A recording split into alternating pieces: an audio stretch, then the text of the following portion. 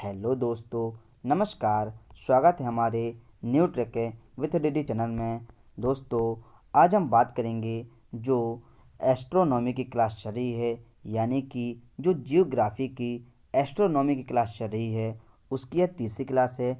लेकिन दोस्तों, इस क्लास को शुरू करने से पहले हम जो कल की वीडियो हमने पढ़ा था उसका थोड़ा सा अपन डिस्कस कर लेते हैं। जैसे कल की वीडियो में हमने काफ़ी सिद्धांत पढ़े थे, जिससे जो टॉलमी नामक वैज्ञानिक थे, इनका सिद्धांत पढ़ा था। तो इन्होंने क्या कहा था, तो इनके सिद्धांत पे अपन ने पढ़ा था कि जो सूर्य है वो पृथ्वी का चक्कर लगाता है और इसी के कारण दिन और रात होते हैं। तो यह किसने कहा था? ये वैज्ञानिक टॉलमी ने कहा था।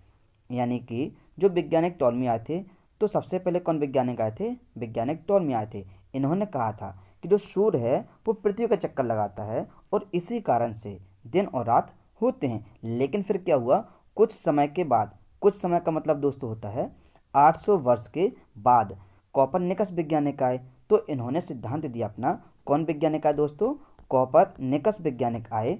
तो इन्होंने क्या कहा? इन्होंने कहा कि जो सूर्य है वो पृथ्वी का चक्कर नहीं लगाती है। यानी कि जो टॉलमी का सिद्धांत था, इस सिद्धांत को कॉपरनिकस ने काट दिया था और उन्होंने यह सिद्धांत दिया था कि जो पृथ्वी होती है वो सूर्य का चक्कर लगाती है। यानी कि इसका हम मार्का बदल लेते हैं, नीले कलर का कर लेते हैं, तो अपन को ज़्यादा समझ में आएगा। तो इन्होंने कहा था कि जो सूर्य है वो पृथ्वी का चक्कर नहीं लगाता है, जबकि जो पृथ्वी है वो सूर्य का चक्कर लगाती है। और इन्होंने ये भी कहा था कि जो पृथ्वी है सूर्य का चक्कर तो लगाती है, लेकिन गोल चक्कर लगाती है। तो फिर इनके बाद क्या हुआ? वैज्ञानिक केपलर आए।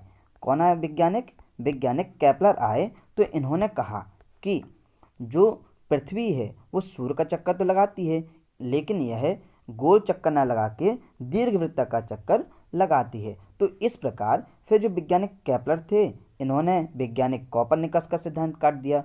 फिर इसके बाद कौन आए? तो फिर इनके बाद आए थे वैज्ञानिक गैलीलियो। तो वैज्ञानिक गैलीलियो कौन थे? जो वैज्ञानिक गैलीलियो थे, इन्होंने क्या करा? तो इन्होंने कोई सिद्धांत नहीं दिया था, बल्कि इन्होंने एक आविष्कार किया था। इन्होंने आविष्कार क्या किया? तो इन्होंने एक दूरबीन बनाई थी, एक दूरबीन बनाई थी। और इस दूरबीन की सहायता से उन्होंने पृथ्वी पर रहते हुए जो ब्रह्मांड है हमारा, उसके बारे में उन्होंने जानकारी निकाल ली थी। कहने का मतलब है कि जो वैज्ञानिक केपलर ने सिद्धांत दिया था कि जो सूर्य है उसके चारों ओर पृथ्वी चक्कर लगाते हैं, मतलब कि जो पृथ्वी है वो सूर्य का चक्कर लगाती है, यानी कि परिक्रमा करती है। जो वैज्ञानिक केपलर ने अपने कथन में कहा था, उसको वैज्ञानिक गैलीलियो ने दूरबीन बनाकर सिद्ध कर दिया था और सभी को दिखा दिया था कि आप खुद अपनी आंखों से देख लीजिए कि जो पृथ्वी है वह सूर्य का चक्कर लगा रही है, लेकिन दीर्घवृत्ताकार में लगा रही है। फिर इनके बाद कौन आए? तो फिर इनके बाद आए थे अपने वैज्ञानिक हब्बल आए थे। तो इन्होंने क्या किया? तो इन्होंने भी यही किया, यानी इन्होंने आविष्कार किया। किसका आविष्कार किया? तो इन्होंने टेलीस्कोप का आविष्कार किया। तो इन्होंने देखा अपना जो टेलीस्कोप है वो उन्होंने कहाँ भेज दिया था? तो वो उन्होंने पृथ्वी के बाहर भेजा था। और वहाँ से इन्होंने देखा कि जो हमारी आकाशगंगा है उसमें बहुत सारे तारे हैं, और जो तारे हैं वो दूर दूर होते जा रहे हैं। तो कहने का मतलब है, जब हमारी इतनी आकाशगंगा है, इसमें तारे बहुत सारे हैं, जब वो दूर दूर होते जाएंगे तो जो आकाशगंगा है उसका भी आकार फैलता जाएगा। तो इन्होंने यही सिद्धांत दिया था कि जो ब्रह्मांड है उसका आकार बढ़ता जा रहा है। तो इन्होंने यह सिद्धांत दिया था। और इसके पहले हमने पढ़ा था सौरमंडल क्या है, नक्षत्र क्या है और तारामंडल क्या है। तो दोस्तों, इस वीडियो में अपन अब ज़्यादा डिस्कस ना करते हुए अपन आज की वीडियो अपन स्टार्ट करते हैं। और यदि आपको जो पहले वाली वीडियो है वो आपको देखनी है, तो आप इसी वीडियो के डिस्क्रिप्शन में उसकी लिंक दे दी जाएगी, तो आप वहां से जाकर देख सकते हैं। तो चलिए दोस्तों, आज की वीडियो अपन स्टार्ट करते हैं बिना किसी देरी के।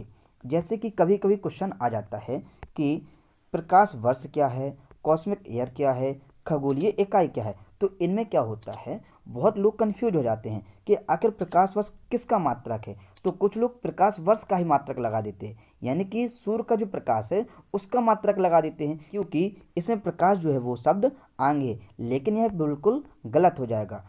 क्योंकि जो प्रकाश वर्ष है वो दूरी का मात्रक है। और दूरी कैसा मतलब, दूरी कहने का मतलब है जो एक वर्ष में प्रकाश द्वारा तय की जाती है दूरी, उसको मापने के लिए जो इकाई यूज की जाती है उस इकाई को कहते हैं अपन प्रकाश वर्ष कहते हैं। क्योंकि इसमें देखिए तो इसमें वर्ष लगा हुआ है और प्रकाश मतलब कि जो सूर्य का प्रकाश है वो एक साल में कितनी दूरी तय करेगा वही ज्ञात करता है प्रकाश वर्ष करता है।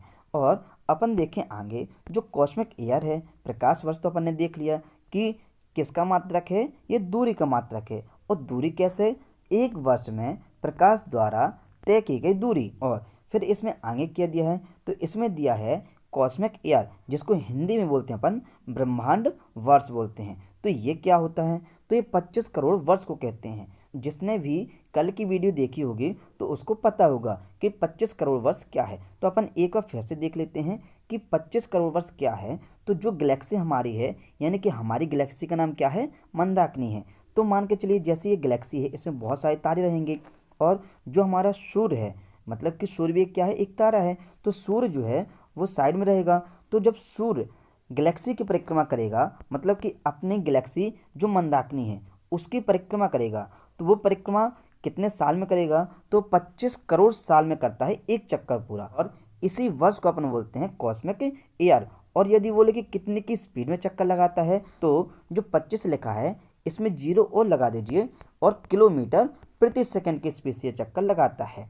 तो अपन देखें 250 किलोमीटर प्रति सेकंड कहने का मतलब है कि यह एक सेकंड में मध्य प्रदेश को पार कर देगा, एक सेकंड में यह उत्तर प्रदेश को पार कर देगा, एक सेकंड में यह राजस्थान को पार कर देगा। तो कहने का मतलब है कि 250 किलोमीटर प्रति सेकंड बहुत तेज स्पीड है। लेकिन जो हमारी मंदाकिनी है, जो हमारी गैलेक्सी यानी कि मंदाकिनी है, वो बहुत ही बड़ी है। इसलिए जो सूर्य होता है वो अपनी मंदाकिनी का एक चक्कर 25 करोड़ साल में लगाता है। इसलिए इस स्पीड को अपन कहते हैं धीमी चाल। और अपन देखें इसमें जो आगे दिया है कि खगोलीय इकाई, तो अब अपन देखें खगोलीय इकाई क्या है। तो ये भी दोस्तों एक प्रकार का क्या है, दूरी का ही मात्रक है। लेकिन ये किसकी दूरी का मात्रक है, जिस प्रकार प्रकाश वर्ष प्रकाश का दूरी मात्रक था, मतलब कि एक वर्ष में प्रकाश द्वारा तय की गई दूरी थी, उसी प्रकार जो खगोलीय इकाई है इसको अपन इंग्लिश में कहते हैं एस्ट्रोनॉमिकल यूनिट। और ये क्या होता है, तो ये सूर्य और जो पृथ्वी है उसके बीच की जो औसत दूरी होती है वो ज्ञात करने वाला एक मात्रक है। यानी कि अपन देखें तो जैसे एक सूर्य अपना बीच में हो गया, इसके चारों ओर क्या रहेगी, पृथ्वी चक्कर लगाएगी। चूंकि पृथ्वी कैसी अपनी चक्कर लगा रही है दीर्घवृत्ताकार, तो ये तो दोस्तों निश्चित नहीं होगी दूरी कि बिल्कुल इतनी एकदम निश्चित होगी। तो ये कैसे, जैसे मान के चलिए यदि पृथ्वी गोल चक्कर लगाती, ये मान के चलिए एक सूर्य है वो बिल्कुल गोल चक्कर लगाती पृथ्वी, तो ये बिल्कुल नापना सरल होता क्योंकि इसकी जो त्रिज्या है वो बराबर होती। लेकिन जो पृथ्वी है वो दीर्घवृत्ताकार लगाती है, इसलिए अपन औसत दूरी नापते हैं तो वो अपन खगोलीय इकाई में नापते हैं। और जो औसत दूरी होती है वो होती है 14.96 करोड़ किलोमीटर होती है। तो इसको अपन ऐसे याद न करके इसको अपन अनुमानतः ही अपन याद कर लेते हैं। यानी कि अपन इसको लगभग में ज्ञात कर लेते हैं कि लगभग जो औसत दूरी है वो 15 करोड़ किलोमीटर मान लेंगे अपन। और अब अपन देखें तो इस प्रकार आपने देख लिया होगा कि प्रकाश वर्ष क्या है, कॉस्मिक ईयर क्या है और खगोलीय इकाई क्या है। और अब अपन देखें जो हमारा सूर्य है, जो हमारा सूर्य है उसके चारों चक्कर कौन लगा रही है, पृथ्वी लगा रही है। तो कभी पृथ्वी क्या होगी, पास होगी तो इस साइड आ जाएगी, कभी पृथ्वी दूर होगी तो इस साइड हो जाएगी। लेकिन जो ये पास और दूर वाला है, ये जो फंडा है, इसको अपन एक अलग नाम भी दे देते हैं। जैसे अपन कहें कि यदि सूर्य से पृथ्वी की दूरी पास है तो अपन उसको कहेंगे उपसौर। मतलब कि जैसे यदि कोई वस्तु पास होती है तो उसकी अपन जो क्वालिटी होती है वो कम कर देते हैं, तो इसलिए उप अपन लगा देते हैं। उप और सौर का मतलब कि सूर्य के चारों ओर है, इसलिए सौर, और उप का मतलब कि पास में है। तो जैसे कोई वस्तु अपने पास होती है तो उसके अपन जो वैल्यू होती है वो अपन कम कर देते हैं, तो इसलिए अपन उप लगा देते हैं। जैसे जो राष्ट्रपति हैं, फिर यदि अपन को उनकी वैल्यू कम करनी है तो अपन उनके नाम में लगा देंगे उपराष्ट्रपति। इस प्रकार से जो पृथ्वी है वो सूर्य के नज़दीक है, इसलिए अपन ने उसमें लगा दिया उप, और सूर्य के नज़दीक है इसलिए लगा दिया अपन ने सौर। और इसी प्रकार अपन देखें, यदि सूर्य से पृथ्वी की दूरी बढ़ जाएगी तो उसको कहेंगे अपन अपसौर। क्या कहेंगे दोस्तों? इसको अपन कहेंगे अपसौर, और इसको इंग्लिश में अपन कहते हैं एपीहेलियन। तो इसको कैसे अपन याद करेंगे? देखिए, जब भी कोई चीज़ बढ़ जाती है तो अपन अप लगा देते हैं, यानी कि अप यानी कि उसकी ऊंचाई बढ़ गई है, उसकी लंबाई बढ़ गई है, तो अप अपन लगा देते हैं। तो ये तो हो गया अपना क्या, हिंदी मीडियम वालों के लिए ट्रिक्स याद करने का, कि जब सूर्य से पृथ्वी की दूरी पास आएगी तो अपन उसकी वैल्यू कम कर देते हैं, इसलिए अपन उप लगा देते हैं, यानी कि उप सौर, और सूर्य से दूरी पास में है। लेकिन जब उसकी दूरी बढ़ जाएगी तो अपन लगा देंगे अप सौर, और सूर्य से उसकी दूरी बढ़ गई इसलिए अपन लगा देंगे अप सौर। ये अपनी जो ट्रिक हो गई ये हिंदी मीडियम वालों के लिए हो गई। लेकिन अब इसमें कहेंगे कुछ लोग कि आपने हिंदी मीडियम वालों के लिए तो ट्रिक बता दी है लेकिन इंग्लिश वालों के लिए नहीं बताई है। तो इंग्लिश वाले के लिए भी ट्रिक है, वो कैसे? तो अपन देखें कि जो सूर्य है उससे यदि पृथ्वी की दूरी बढ़ जाएगी, मान के चलिए यदि किसी की पेमेंट बढ़ जाती है, पहले उसको 10,000 मिल रहे थे, अब उसको 20,000 मिलने लगेंगे, तो उसकी जो पेमेंट वो बढ़ जाएंगी, तो अपन उसको क्या बोलेंगे? ए ग्रेड का ये व्यक्ति है। क्यों है? क्योंकि उसको पेमेंट बढ़ के मिल रही है। तो ए ग्रेड से आ जाएगा क्या? एपी हेलियन आ जाएगा। और पेरी हेलियन मतलब कि उसकी पेमेंट कम है, यानी कि वो पास में है। क्या है इसमें? जो सूर्य है वो पृथ्वी के नज़दीक है, इसलिए अपन इसको कहेंगे पेरीहेलियन। अब अपन देखें, जो हमारा सूर्य है उसकी जब पृथ्वी से दूरी क्या हो जाएगी? कम हो जाएगी। तो ये जो दूरी है ये एक निश्चित समय में होता है। ये जब पास होगा, मतलब कि जब पृथ्वी सूर्य के पास होगी, तो वो स्थिति कब बनेगी? 3 जनवरी को बनेगी। लेकिन 3 जनवरी को क्या होती है हमारे यहाँ? ठंडी पड़ती है। तो अब आप बोलेंगे कि सूर्य तो पृथ्वी के पास है तो क्या पड़नी चाहिए? गर्मी पड़नी चाहिए। लेकिन ऐसा नहीं होता है, इसका कॉन्सेप्ट अपन आगे पढ़ेंगे। लेकिन अभी अपन इतना भी पढ़ लेते हैं अपन कि यदि सूर्य से पृथ्वी की दूरी कम हो जाती है तो इसमें ठंडी पड़ती है। अब ठंडी कैसे पड़ती है तो अपन आगे देखेंगे। और जब सूर्य की पृथ्वी से दूरी बढ़ जाती है तो गर्मी पड़ती है। तो इसका भी कॉन्सेप्ट अपन आगे पढ़ते हैं। और अपन इसमें एक बात और जान ले, ये जो पूरी दूरी है, ये जो पूरी दूरी है, मतलब कि जब अपसौर और उपसौर दोनों को मिलाने वाली जो एक रेखा होती है उसको अपन बोलते हैं एपिसाइड रेखा बोलते हैं। तो दोस्तों आपको इन सभी की परिभाषा आपको लिखी लिखाई मिल जाएंगी। तो ये जो वीडियो है, इस वीडियो की पीडीएफ आपको टेलीग्राम चैनल में मिल जाएगी। तो यदि आपको इसकी पीडीएफ चाहिए हो तो आप टेलीग्राम चैनल ज्वाइन कर लीजिए, वहाँ पर आपको एक साथ सभी पीडीएफ अवेलेबल हो जाएगी। और अब अपन देखें, जो 3 जनवरी थी उस दिन ठंडी क्यों पड़ी थी? जबकि उस दिन जो पृथ्वी है उसकी सूर्य से दूरी कम है, और जबकि सूर्य की दूरी जब पृथ्वी से अधिक है तो गर्मी है। तो इसका अपन कॉन्सेप्ट समझे। चूँकि जो पृथ्वी है वो कैसा घूमती है? तो वो दीर्घवृत्त का चक्कर लगाती है। लेकिन जो पृथ्वी है वो सूर्य की तरफ कैसे तिरछी झुकी हुई है, मतलब कि ये तो पृथ्वी हो गई अपनी, तो इसमें 2 वो भी होते हैं, पोल भी होते हैं, एक नॉर्थ पोल एक साउथ पोल। तो इसमें जो पृथ्वी होती है वो तिरछी झुकी है। तिरछी मतलब कि 23 से ही 1/2 डिग्री में झुकी हुई है। जब तिरछी झुकी होगी तो अपन यदि इंडिया का मैप देखें, अपन इंडिया का मैप देखें तो इंडिया कहाँ? ऊपर है।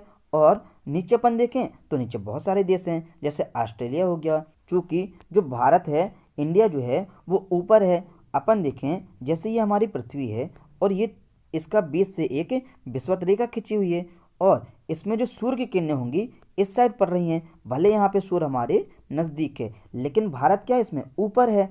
तो ऊपर तो प्रकाश आ नहीं रहा, तो क्या पड़ेगा? ऊपर ठंडी पड़ जाएगी। बिल्कुल सिंपल सा है भाई, जब अपने यहाँ पे प्रकाश नहीं पड़ेगा तो ठंडी पड़ेगी। तो यदि अपन कहें तो जो नीचे है, जैसे नीचे ऑस्ट्रेलिया देश है, तो ऑस्ट्रेलिया में 3 जनवरी को क्या पड़ेगी? तो 3 जनवरी को यहाँ पे क्या पड़ेगी?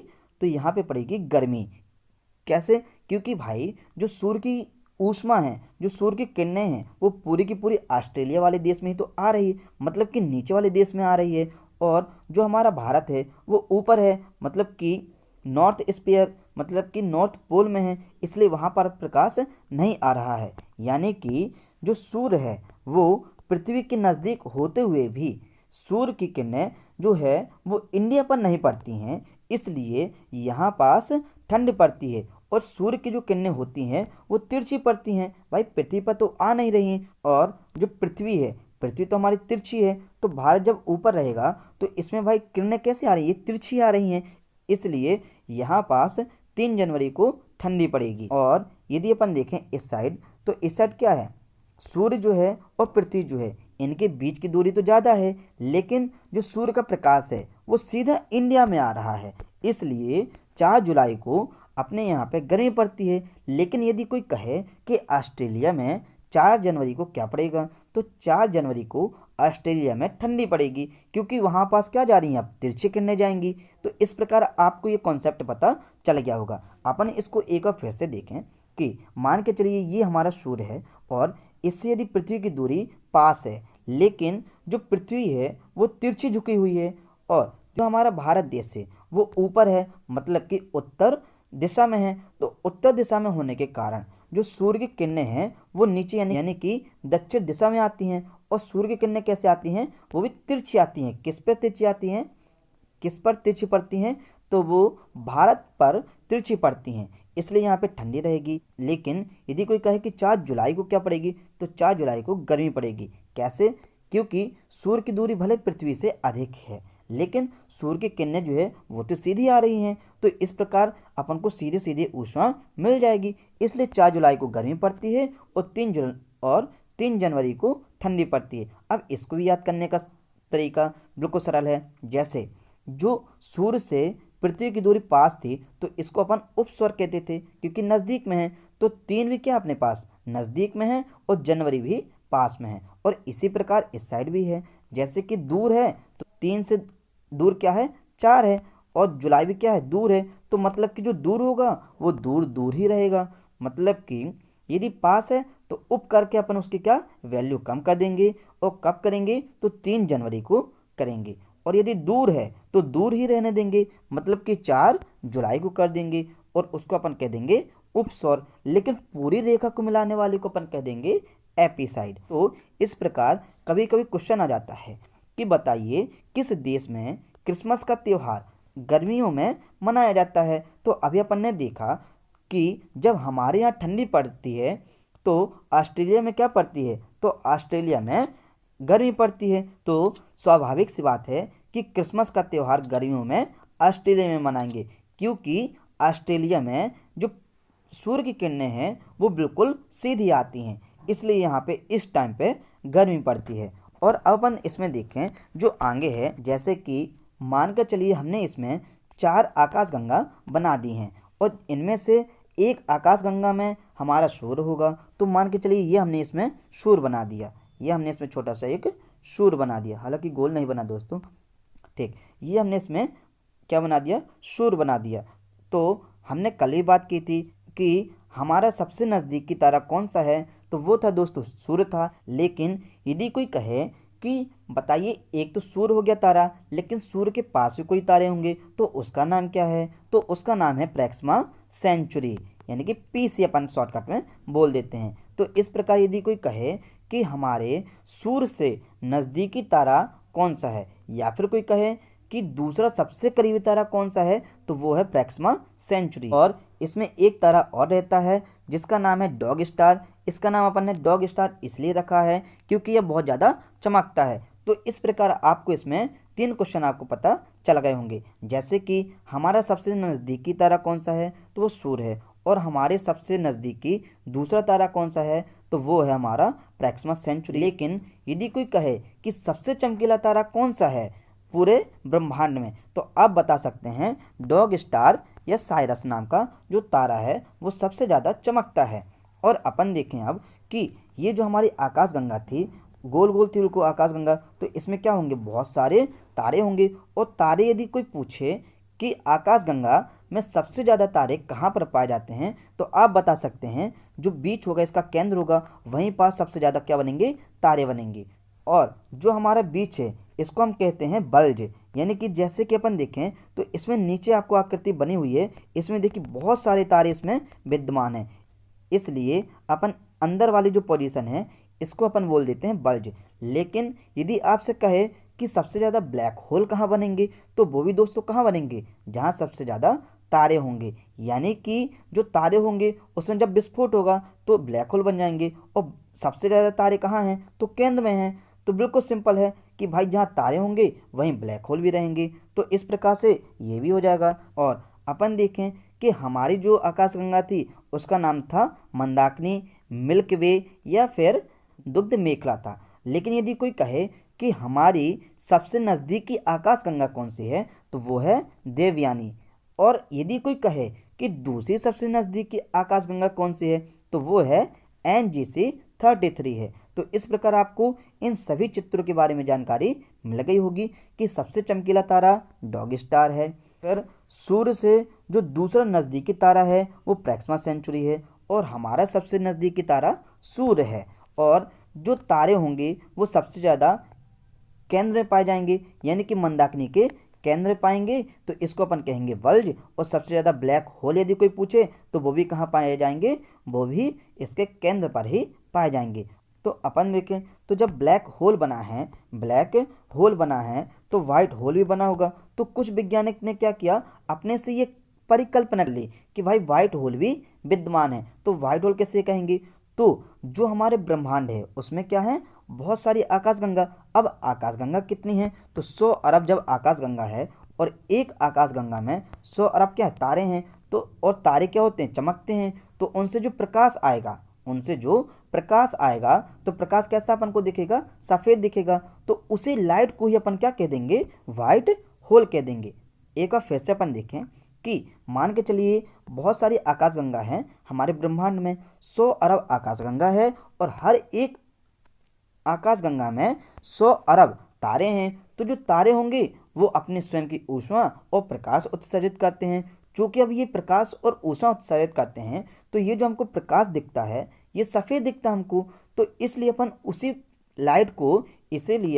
उसी सफ़ेद लाइट को अपन क्या कह देते हैं? वाइट होल कह देते हैं। और अब अपन देखें जो अभी तक हमने पढ़ा है उसका अपन एक बार फिर से रिवीजन कर लेते हैं क्वेश्चन के तौर पर, यानी कि किस प्रकार से क्वेश्चन पूछ सकते हैं। जैसे पहला क्वेश्चन हमने पूछा कि बताइए सबसे करीबी तारा कौन है, तो आप बता सकते हैं कि सूर्य हमारा सबसे करीबी तारा है। लेकिन यदि हमने पूछ लिया कि अब बताइए, आपने सबसे करीबी तारा तो बता दिया, लेकिन यदि हम आपसे पूछें कि दूसरा सबसे करीबी तारा कौन सा है, तो आप बता सकते हैं कि प्रैक्सिमा सेंचुरी यानी कि PC है।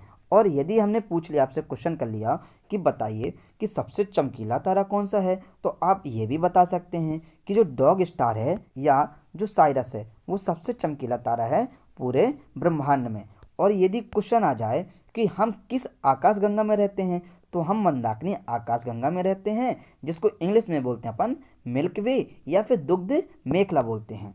तो इस प्रकार से भी क्वेश्चन आ सकते हैं। और यदि क्वेश्चन आ जाए कि हमारी मतलब कि क्या मंदाकिनी की सबसे करीबी जो आकाशगंगा है वो कौन सी है, तो आप बता सकते हैं कि हमारी सबसे नज़दीकी आकाशगंगा कौन सी है, तो वो देवयानी या एंड्रोमेडा है। यदि आगे क्वेश्चन करें कि जो ब्रह्मांड है उसमें कितनी आकाशगंगाएं पाई जाती हैं, तो हमने अभी बताया था कि 100 अरब आकाशगंगाएं पाई जाती हैं, और प्रत्येक आकाशगंगा में तारों की संख्या भी 100 अरब ही पाई जाती है। तो इस प्रकार आपसे कोई भी क्वेश्चन पूछेंगे तो आपसे बन जाएंगे।